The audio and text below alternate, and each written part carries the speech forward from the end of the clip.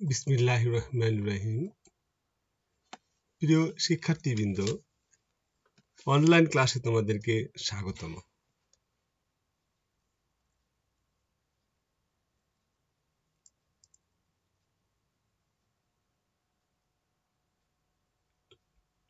আমি টমাস জেফারসনের একটি উক্তি দিয়ে আমি আমার ক্লাস শুরু করব। তিনি বলেছেন, প্রতিটি জাতির ভিত্তি মজবুত হবে যদি সে জাতি শিক্ষিত হয়। শিক্ষা জাতির মেরুদণ্ড এবং শিক্ষিত জাতি একটি দেশকে উন্নত দেশে পরিণত করতে পারে। এই প্রত্যাশা রেখে আমি মোহাম্মদ উকিল উদ্দিন, সহকারী অধ্যাপক, হিসাব বিজ্ঞান, Lions school and college, Rangpur এর পক্ষ থেকে দ্বাদশ শ্রেণীর হিসাব বিজ্ঞান দ্বিতীয় পত্র অধ্যায় চতুর্থ যৌথ মূলধনী কোম্পানি থেকে আমরা আলোচনা করব। আজকে আমাদের পাঠের বিষয় হবে যৌথ মূলধনী কোম্পানির সংজ্ঞা, বৈশিষ্ট্য, গাণিতিক সমস্যা সমাধানের নিয়ম ও গাণিতিক সমস্যার সমাধান। প্রিয় শিক্ষার্থীবৃন্দ, তোমরা তোমাদের খাতা, কলম, পেন্সিল, ক্যালকুলেটর নিয়ে প্রস্তুত থাকবে এবং বিষয়গুলো মনোযোগের সাথে তোমরা ক্লাসগুলো করার চেষ্টা করবে। এই পাঠ শেষে প্রিয় শিক্ষার্থীরা তোমরা বলতে পারবে যৌথ মূলধনী কোম্পানির গাণিতিক সমস্যা সমাধানের নিয়ম বলতে পারবে, যৌথ মূলধনী কোম্পানি কাকে বলে তা বলতেও লিখতে পারবে, যৌথ মূলধনী কোম্পানির বৈশিষ্ট্য বলতেও লিখতে পারবে, যৌথ মূলধনী কোম্পানির গাণিতিক সমস্যা সমাধান করতে পারবে। প্রিয় শিক্ষার্থীবৃন্দ, পর্যায়ক্রমে আমরা বিষয়গুলো নিয়ে আলোচনা করব। আমরা প্রথমে যৌথ মূলধনী কোম্পানির একটি সংজ্ঞা আমরা আলোচনা করতে চাই। দেখো, যৌথ মূলধনীর সংজ্ঞায় আমাদের দেয়া আছে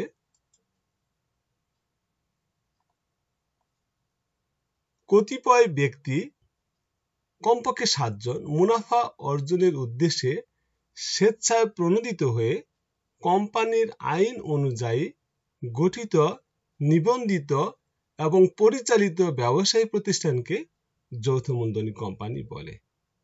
তোমরা নিশ্চয় জানো, আমাদের ব্যবসায়ী জগতে একমালিকানা ব্যবসায়, অংশীদারি ব্যবসা এবং যৌথ মূলধনী কোম্পানির ব্যবসায় প্রচলন রয়েছে। তো যৌথ মূলধনী কোম্পানিতে আমাদের যৌথ মূলধনী বলতে কাকে বোঝায় এখানে বলা হয়েছে কতিপয় ব্যক্তি। এখানে যৌথ মূলধনী কোম্পানি আসলে দুটি প্রকার আছে। একটা হলো পাবলিক লিমিটেড কোম্পানি, আর একটা হলো প্রাইভেট লিমিটেড কোম্পানি। এই সংজ্ঞাটা আমরা ধরতে পারি পাবলিক লিমিটেড কোম্পানির বেলায় কতিপয় ব্যক্তি কমপক্ষে 7 জন, পাবলিক লিমিটেড কোম্পানির বেলায় কমপক্ষে 7 জন মুনাফা অর্জনের উদ্দেশ্যে স্বেচ্ছায় প্রণোদিত হয়ে কোম্পানির আইন অনুযায়ী গঠিত, নিবন্ধিত এবং পরিচালিত ব্যবসায়ী প্রতিষ্ঠানকে যৌথ মূলধনী কোম্পানি বলা হয়ে থাকে। আমাদের দেশে যৌথ মূলধনী কোম্পানি আইন হলো 1994 সালের প্রণীত আইন দ্বারা যৌথ মূলধনী কোম্পানি গঠিত, নিবন্ধিত এবং পরিচালিত হয়ে থাকে। যৌথ মূলধনী কোম্পানি দুই প্রকার হয়। একটি হলো পাবলিক লিমিটেড কোম্পানি, অপরটি হলো private limited company. Public limited কোম্পানির ন্যূনতম সদস্য সংখ্যা 2 জন এবং সর্বাধিক সদস্যের সংখ্যা হলো তার শেয়ার দ্বারা সীমাবদ্ধ। তার মানে যতগুলো কোম্পানির নিবন্ধিত শেয়ার থাকবে ততগুলো শেয়ার হোল্ডার হতে পারে। আর প্রাইভেট লিমিটেড কোম্পানির সদস্য সংখ্যা 2 থেকে 50 জন। তোমরা পাঠ্যপুস্তক বইগুলো আরো একটু ভালো করে পড়লে আরো বিস্তারিত জানতে পারবে। এখন যৌথ মূলধনী কোম্পানির আমরা বৈশিষ্ট্য নিয়ে আলোচনা করব। 1 নম্বর বৈশিষ্ট্য হলো আইন অনুযায়ী সৃষ্ট প্রতিষ্ঠান। যৌথ মূলধনী কোম্পানি অবশ্যই আইন অনুযায়ী সৃষ্টি হইতে হবে। আমরা ইতিমধ্যেই বলেছি, আমাদের দেশে 1994 সালে যৌথ মূলধনী কোম্পানির আইন অনুযায়ী সেই কোম্পানিটি নিবন্ধিত, গঠিত এবং পরিচালিত হইতে হয়। যৌথ মূলধনী কোম্পানির কৃত্রিম ব্যক্তি সত্তার অধিকারী, তার মানে হলো কোম্পানি তার নিজের সিলমোহর ব্যবহার করে এবং এই কোম্পানির ব্যক্তি হিসেবে অন্য কোনো পক্ষের সাথে চুক্তি করতে পারে এবং এই ব্যক্তিটি হলো কৃত্রিম, এই জন্যই একটা প্রতিনিধিত্ব আছে। কোনো ব্যক্তি যদি মারা যায় এই প্রতিষ্ঠান তবু চলতে থাকবে, এটা একটি কৃত্রিম ব্যক্তি সত্তা। চিরন্তন ব্যক্তি সত্তা আমরা ইতিমধ্যে বলেছি যে এই কৃত্রিম ব্যক্তি সত্তার সাথে চিরন্তন এই জন্য বলা হয়েছে, এটা একটা প্রতিনিধিত্বমূলক ব্যক্তি সত্তা। কারণ একজন ব্যক্তি মারা গেলে তার আরেকজন প্রতিনিধি এর মধ্যে চলে আসবে, সেই জন্যই যেহেতু এটি ব্যক্তি সরাসরি জড়িত না, কৃত্রিম ব্যক্তি দ্বারা যেহেতু পরিচালিত, সেই জন্য এখানে এই কোম্পানিতে চিরন্তন অস্তিত্বের অধিকারী। এর শেয়ার সংখ্যা আমি ইতিমধ্যে বলেছি, পাবলিক লিমিটেড কোম্পানির শেয়ার সংখ্যা 7, ন্যূনতম 7 এবং সর্বোচ্চ হলো তার শেয়ার সংখ্যা দ্বারা সীমাবদ্ধ, এবং প্রাইভেট লিমিটেড কোম্পানির সর্বনিম্ন সদস্য সংখ্যা 2 এবং সর্বোচ্চ সদস্য সংখ্যা 50 জন। এবং কোম্পানির সাধারণত সিলমোহর ব্যবহার করবেন এবং সিলমোহর দ্বারা কোম্পানি অবশ্যই পরিচিত লাভ করবে এবং এই সিলমোহর একজন ব্যক্তি তার পরিচালনা করবেন যিনি কোম্পানি কর্তৃক অনুমোদিত। শেয়ার মূলধন, যৌথ মূলধনী কোম্পানির শেয়ার মূলধন হলো অনুমোদিত মূলধনকে সমান অঙ্কে কতগুলো অংশে বিভক্ত করা হয়, এগুলোকে বলা হয় শেয়ার মূলধন। প্রত্যেকটা অংশকে বলা হয় শেয়ার মূলধন। তো যৌথ মূলধনী কোম্পানির আরেকটি বৈশিষ্ট্য হলো শেয়ার থাকবে এবং শেয়ারগুলো বিক্রিকর্তার মূলধন সংগ্রহ করে। আরেকটি হলো শেয়ার হস্তান্তর, অর্থাৎ পাবলিক লিমিটেড কোম্পানি তার শেয়ারগুলো হস্তান্তর করতে পারে। এখানে মালিক, বর্তমান মালিক তার শেয়ারগুলো অপরজনের কাছে হস্তান্তর করতে পারে, সেই জন্যই মালিকের অস্তিত্বের সাথে এই কোম্পানি জড়িত নয়। ইচ্ছে করলে কেউ শেয়ার কিনতে পারে, ইচ্ছে করলে কেউ শেয়ার বিক্রি করতে পারে। সেই জন্যই যেহেতু এটা হস্তান্তর করা যায়, সেই জন্য কোনো নির্দিষ্ট ব্যক্তির সাথে কোনো সম্পর্ক সাধারণত থাকে না। কিন্তু পাবলিক লিমিটেড কোম্পানির শেয়ার হস্তান্তর করা যায় না যে কোনো মানুষের কাছে, তবে শেয়ার হোল্ডাররা নিজেদের মধ্যে শেয়ার হস্তান্তর করতে পারে। সীমাবদ্ধ দায়, পাবলিক লিমিটেড কোম্পানির সদস্যদের দায় সীমাবদ্ধ থাকে সাধারণত, এবং প্রাইভেট লিমিটেড কোম্পানির সদস্যদের দায় অসীম থাকে। বিধিবদ্ধ দায়িত্ব, এটা কোম্পানির আইন অনুযায়ী কিছু বিধিবদ্ধ দায়িত্ব রয়েছে। এখানে তারা নির্দিষ্ট পদ্ধতি অনুযায়ী হিসাব সংরক্ষণ করতে হবে, প্রতিনিয়ত হিসাবগুলোকে বার্ষিক ভিত্তিতে হিসাব নিরীক্ষা করতে হবে এবং সাধারণ সভা দ্বারা সিদ্ধান্ত গৃহীত হবে এবং কোম্পানি পরিচালনা পরিষদ কোম্পানির সাধারণ শেয়ার হোল্ডার দ্বারা নির্বাচিত হতে হবে। এই ধরনের বিষয়গুলোকে বলা হয় বিধিবদ্ধ দায়িত্ব। এগুলো যৌথ মূলধনী কোম্পানির মধ্যে অবশ্যই থাকবে। এগুলো হলো যৌথ মূলধনী কোম্পানির বৈশিষ্ট্য। এছাড়াও কিছু বৈশিষ্ট্য আছে যেগুলোকে আমরা সাধারণ বৈশিষ্ট্য বলতে পারি। আমরা যে আগের বৈশিষ্ট্য বললাম এগুলো হলো আইনানুগ বৈশিষ্ট্য, যেগুলো মেনে চলা বাধ্যতামূলক। এবং আরো কিছু বৈশিষ্ট্য আছে স্বেচ্ছায় প্রণোদিত সংগঠন। এই প্রতিষ্ঠানটি স্বেচ্ছায় তারা সদস্যরা মিলে এটা তৈরি করে থাকে। আর এটির 2 নম্বর হলো অধিক মূলধন, মানে এক মালিকানা অংশীদারি কারবারের চাইতে এর মূলধনের পরিমাণ অনেক বেশি থাকে, সেটাও একটি বৈশিষ্ট্য। স্বতন্ত্রধর্মী ব্যবস্থাপনা, এখানে স্বতন্ত্রধর্মী ব্যবস্থাপনা বলতে এক মালিকানা কারবারের ক্ষেত্রে মালিক নিজেই তার কারবারের ব্যবস্থাপনার দায়িত্ব পালন করে থাকে। অংশীদার কারবারের ক্ষেত্রে সকল অংশীদার অথবা সকল অংশীদারের পক্ষ থেকে মনোনীত অংশীদার ব্যবস্থাপনার দায়িত্ব পালন করে থাকে। আর যৌথ মূলধনী কোম্পানির বেলায় কোম্পানির সদস্যদের দ্বারা নির্বাচিত পরিচালনা পরিষদ তারা ব্যবস্থাপনা করে থাকে এবং তাদের দ্বারা মনোনীত ব্যক্তি দ্বারা অফিসের যাবতীয় কার্যক্রমগুলো পরিচালনা হয়ে থাকে। এটি একটি স্বতন্ত্র ব্যবস্থাপনা। গণতন্ত্রের অনুসরণ, পরিচালনা পরিষদ শেয়ার হোল্ডারদের ভোটের মাধ্যমে নির্বাচিত হয়ে থাকে। এখানে একটি গণতান্ত্রিক উপায় অনুসরণ করা হয়। মুনাফা বন্টন, পাবলিক লিমিটেড কোম্পানির যে মুনাফা হয়ে থাকে, মুনাফার একটি নির্দিষ্ট অংশ শেয়ার হোল্ডারদের মধ্যে বন্টন করা হয়ে থাকে। সাধারণত সম্পূর্ণ অংশ বন্টন করা হয় না, কর প্রদান করতে হয়। যৌথ মূলধনী কোম্পানিকে তার মুনাফার উপর কর প্রদান করতে হয়। এই করের হার সাধারণত অন্যান্য করে চাইতে বেশি হয়ে থাকে। এই বৈশিষ্ট্যগুলো যৌথ মূলধনী কোম্পানির ক্ষেত্রে পরিলক্ষিত হয়ে থাকে। তোমরা বিস্তারিত বিষয়গুলো আরো বই থেকে পড়লে আরো জানতে পারবে। আমি তোমাদেরকে সংক্ষেপে তোমাদের বোঝানোর চেষ্টা করেছি। আমি আশা করি তোমরা বিষয়টি উপকৃত হবে এবং তোমাদের কাজে আসবে। এছাড়া আরো কিছু আমরা আলোচনা করব যৌথ মূলধনী কোম্পানির গাণিতিক সমস্যা সমাধানের ক্ষেত্রে আরো কিছু বিষয় আমাদের জানতে হয়, সেই বিষয়গুলো আমরা এখন আলোচনায় নিয়ে আসতেছি। যেমন শেয়ার কোম্পানির অনুমোদিত মূলধনের কতগুলো সমান অঙ্কে বিভক্ত করে একটি ক্ষুদ্র অংশকে বলা হয় শেয়ার। অর্থাৎ কোম্পানির মূলধনকে একটি সমান অংশ দ্বারা ভাগ করলে যে ভাগফল পাওয়া যায় এটাকে বলা হয় কোম্পানির শেয়ারের সংখ্যা, এবং যারা যতগুলো শেয়ার কিনবে ততগুলো শেয়ারের মালিক হয়ে থাকে। শেয়ারের মূল্য যৌথ মূলধনী কোম্পানির শেয়ারের মূল্য সাধারণত 3 প্রকার হয়ে থাকে, যথা সমহারে শেয়ার মূল্য, অর্থাৎ কোম্পানি লিখিত মূল্যে শেয়ার বিক্রি করলে তাকে সমহারে শেয়ার মূল্য বলা হয়। যেমন 100 টাকার শেয়ার যদি 100 টাকায় বিক্রি করে তাহলে এটাকে বলা হয় সমমূল্যের শেয়ার। আবার অধিহার শেয়ার মূল্য বলা হয় কোম্পানি লিখিত মূল্যের চেয়ে অধিক মূল্যে শেয়ার বিক্রি করা হলে তাকে অধিহারের শেয়ার মূল্য বলে। যেমন 100 টাকার শেয়ার 110 টাকা বিক্রি করাকে এখানে 110 থেকে 100 বাদ দিলে 10 টাকা যে অতিরিক্ত পাওয়া যায় এই 10 টাকাকে অধিহার বলা হয়, এবং অধিহারের শেয়ার ইস্যু করলে তাকে বলা হয় অধিহারের শেয়ার ইস্যু বলা হয়ে থাকে। অবহারের শেয়ার মূল্য যেমন 100 টাকা শেয়ারের যদি আমি 90 টাকায় বিক্রি করা হয় তাহলে যে 100 টাকা থেকে 90 টাকা বাদ দিলে 10 টাকা কম, এই 10 টাকাকে অবহার বা বাট্টায় বলা হয়। তাহলে একটি যৌথ মূলধনী কোম্পানি তিনটি যে কোনো একটি পদ্ধতিতে তারা শেয়ার ইস্যু করে থাকে, অর্থাৎ শেয়ার বিক্রি করে মূলধন সংগ্রহ করে থাকে। যৌথ মূলধনী কোম্পানির গাণিতিক সমস্যা সমাধান করার ক্ষেত্রে আমাদের যে সমস্ত কাজ করতে হয়, 1 নম্বর আমাদের জাবেদা দাখিলা তৈরি করতে হয়, ব্যাংক খতিয়ান প্রস্তুত করতে হয়, যৌথ মূলধনী কোম্পানির আর্থিক অবস্থা বিবরণী প্রস্তুত করতে হয়। প্রিয় শিক্ষার্থীবৃন্দ, যৌথ মূলধনীর অঙ্ক সাধারণত একটি নিয়মতান্ত্রিক এবং ছোট পরিসরে অঙ্কটা করতে হয়। আমাদের বেশি ঝামেলা এখানে নেই, বেশ 2-3টা বা 4-5টা জাবেদার মধ্যে সীমাবদ্ধ থাকে। ম্যাক্সিমাম ক্ষেত্রে 3টে জাবেদা থাকে একটি অঙ্কের মধ্যে।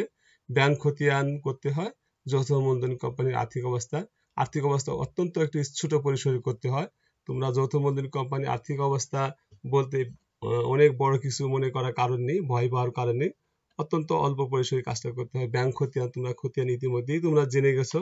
ব্যাংক খতিয়ান এখানে মাত্র 3-4টি বা 2-3টি লেনদেন এখানে আসে। এই বিষয়গুলো নিয়ে তোমাদের ভয় পাওয়ার কোনো কারণ নেই। আমরা একটি গাণিতিক সমস্যা থেকে তার সমাধানগুলো আমরা করার চেষ্টা করব, এবং কিভাবে জাবেদা দাখিলা করতে হয় তার নিয়মগুলো তোমাদের মধ্যে তুলে ধরার চেষ্টা করব।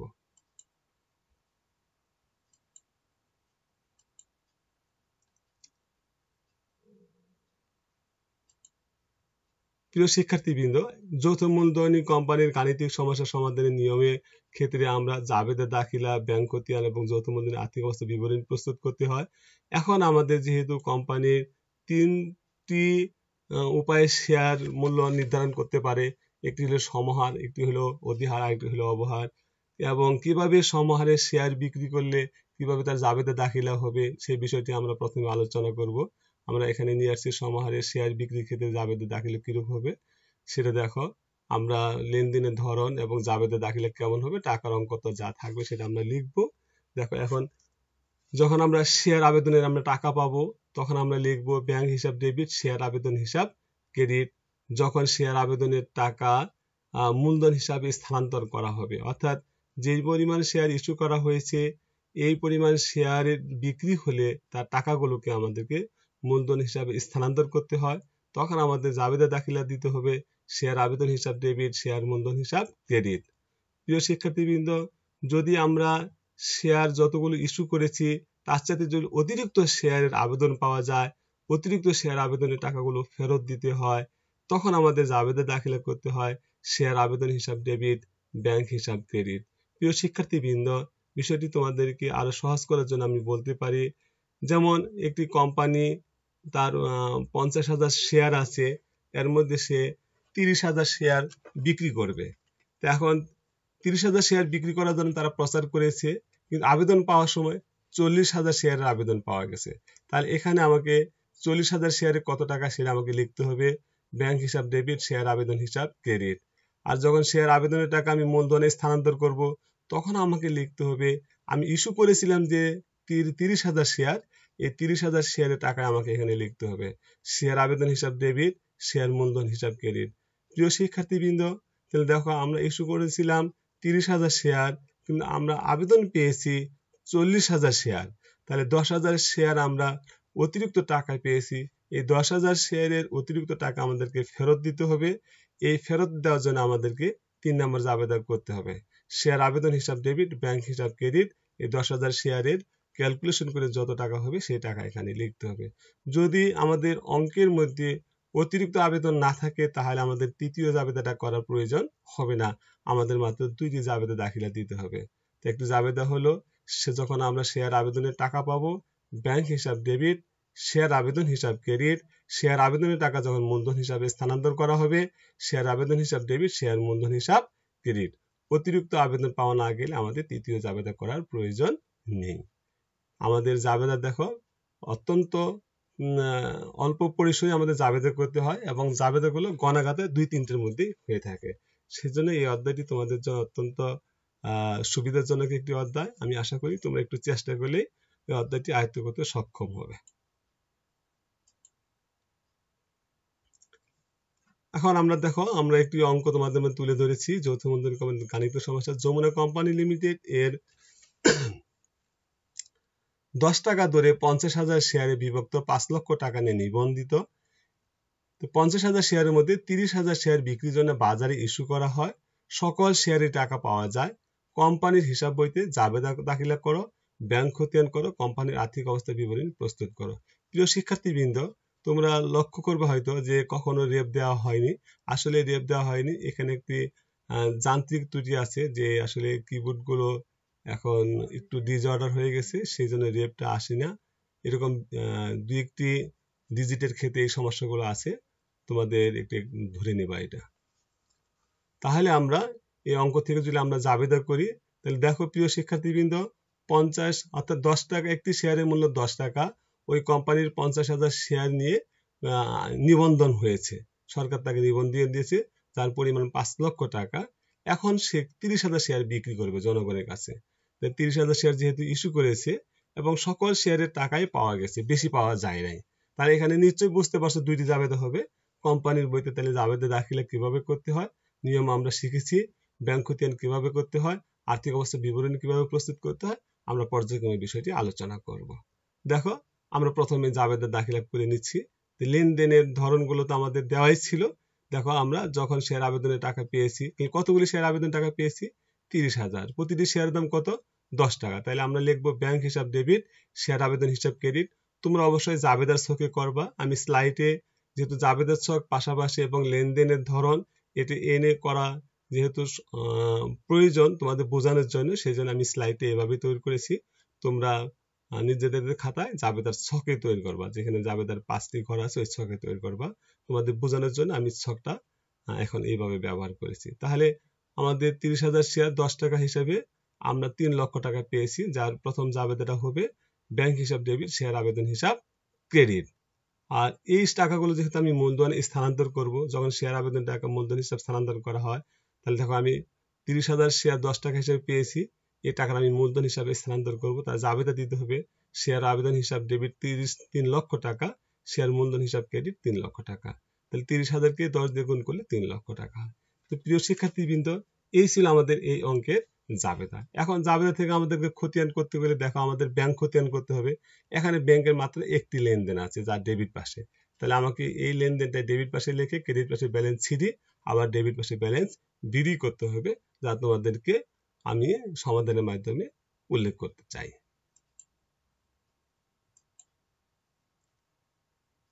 প্রিয় শিক্ষার্থীবৃন্দ, দেখো আমরা যমুনা কোম্পানি লিমিটেড একটা ব্যাংক খতিয়ান করেছি। তাই ডেবিট পাশে ক্রেডিট পাশ, তা আমরা 3 লক্ষ টাকা পেয়েছি। তাহলে 3 লক্ষ টাকা আমাদের জাবেদা ছিল ব্যাংক হিসাব ডেবিট, শেয়ার আবেদন হিসাব ক্রেডিট। তার সেই জন্য আমাদের ব্যাংকে যেহেতু ডেবিট ছিল, টাকাটা ডেবিট পাশে পড়ছে, বিবরণ হবে ক্রেডিট। ক্রেডিট হলে শেয়ার আবেদন জানুয়ারি 1 তারিখে পেয়েছি। যেহেতু আর কোনো লেনদেন ছিল না, এটাই জানুয়ারি 31 তারিখে ব্যালেন্স শিটই হবে 3 লক্ষ টাকা। আমরা এখন ডেবিট পাশে যোগ করলে 3 লক্ষ টাকা, ক্রেডিট পাশে সিডি যোগ করলে 3 লক্ষ টাকা। এই সিডিতে পরের মাসের 1 তারিখ ফেব্রুয়ারি 1 তারিখে ব্যালেন্স বৃদ্ধি হবে। এই হলো আমাদের ব্যাংক খতিয়ান। প্রিয় শিক্ষার্থীবৃন্দ, ইতিমধ্যে তোমরা জানতে পেরেছো যে যৌথ মূলধনী কোম্পানির মূলধন হিসাবটি অধ্যায়টি বেশ সহজ রয়েছে এবং লিমিট জাবেদের মধ্যে অঙ্ক করতে হয় এবং খতিয়ানের লেনদেন ও লিমিট এবং আর্থিক অবস্থা বিবরণীতে লিমিট রয়েছে। সেজন্য এটা তোমাদের জন্য অনেক সহায়ক হবে। এখন আমরা যৌথ মূলধনী কোম্পানির আর্থিক অবস্থা বিবরণী কিরূপ হয় আমরা তা লক্ষ্য করব।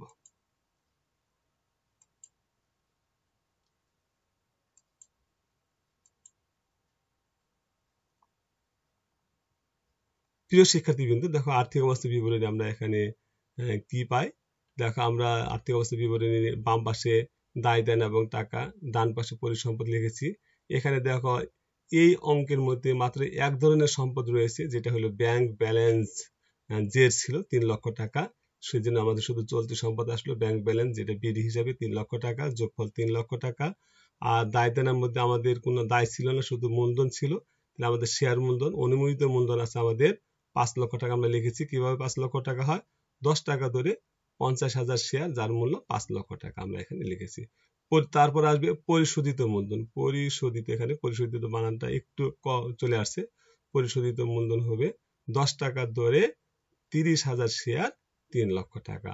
আমাদের এই 3 লক্ষ টাকা যোগ করলে যোগফল 3 লক্ষ টাকা, এবছর 3 লক্ষ টাকা দুই পাশে আমাদের মিলে গেল। তো প্রিয় শিক্ষার্থীবৃন্দ, এখানে আমাদের আসলে স্লাইডের সীমাবদ্ধতার কারণে আমাদেরকে বেশি স্লাইড ব্যবহার করতে হয় এবং আমি আশা করি তোমরা বিষয়গুলো পর্যায়ক্রমে বারবার অনুশীলন করবে এবং যৌথ মূলধনী কোম্পানির মূলধন হিসাবের অধ্যায়টি তোমরা সহজেই আয়ত্ত করতে পারবে এই প্রত্যাশা রাখি এবং তোমরা তোমাদের পাঠ্যক্রম অবশ্যই চালিয়ে যাবে। আগামী 10 তারিখের দিকে যে তোমাদের পরীক্ষা হবে, সেই পরীক্ষায় আমি যে সমস্ত অধ্যায় দিব তোমরা একটু জেনে রাখো। আমরা 1 নম্বরে যৌথ মূলধনী কোম্পানির আর্থিক অবস্থা বিবরণ থেকে একটা অঙ্ক দিব। 2 নম্বরে যৌথ মূলধনী কোম্পানির মূলধন হিসাব থেকে একটি অঙ্ক দিব। 3 নম্বরে দ্বিতীয় পত্র থেকেই আমরা বেতন ও মজুরি হিসাব নামে একটি অঙ্ক করাইছি, ওটা অত্যন্ত সহজ, সেটা একটি অঙ্ক দিব। 4র্থ নম্বরে আমরা এক মালিকানা কারবারের একটা অঙ্ক করাইছি, যেটা প্রথম পত্র, সেখান থেকে একটি অঙ্ক দিব। আরেকটি তোমাদের অঙ্ক করানো হয়েছে মজুত মাল খতিয়ানের, যেটা ফিফো এবং লিফো পদ্ধতি হিসেবে তোমরা জানো, সেখান থেকে আমরা একটু অঙ্ক দিব। আমাদের 5টি সৃজনশীল দেওয়া থাকবে, তোমাদের 5টি সৃজনশীল প্রশ্নের তোমরা উত্তর করবে আর এই অধ্যায়গুলোর উপর তোমরা একটু বেশি রিভিশন করবে, যাতে তোমরা আগামী 10 তারিখের পরীক্ষায় ভালো করতে পারো।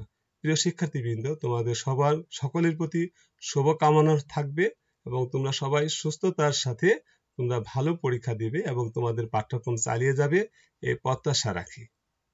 প্রিয় শিক্ষার্থীবৃন্দ, তোমরা আজকের মূল্যায়নে আর্থিক অবস্থা বিবরণীতে প্রদর্শিত সম্পদগুলো কি কি থাকে তা বলতে পারবে এবং বিভিন্ন পর্যায়ে মূলধনের নামগুলো তোমরা পারবে ইনশাআল্লাহ। এবং তোমাদের বাড়ি কাজ, তোমরা যৌথ মূলধনী কোম্পানির মূলধন হিসাবে উদাহরণ 1 এবং 2 এই দুটি অনুশীলন করবে। এটি তোমাদের জন্য বাড়ি কাজ। আশা করি তোমরা সেটা অনুশীলন করবে এবং তোমরা বুঝতেও পারবে। তোমাদের সকলের সুস্বাস্থ্য এবং সুন্দর ভবিষ্যৎ এবং আগামী 10 তারিখের পরীক্ষা সকলের সুন্দর হোক এই প্রত্যাশা রেখে আমি এখানেই তোমাদেরকে ধন্যবাদ জানিয়ে বিদায় নিচ্ছি। আল্লাহ হাফেজ। আসসালামু আলাইকুম।